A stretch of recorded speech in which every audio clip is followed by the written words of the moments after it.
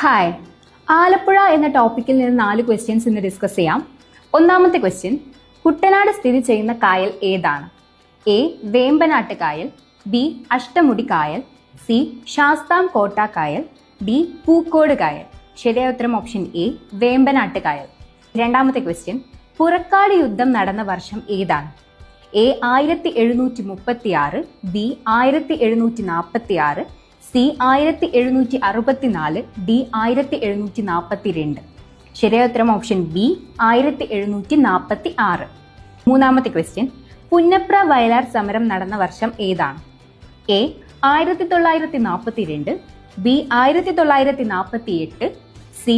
1946, D. 1944.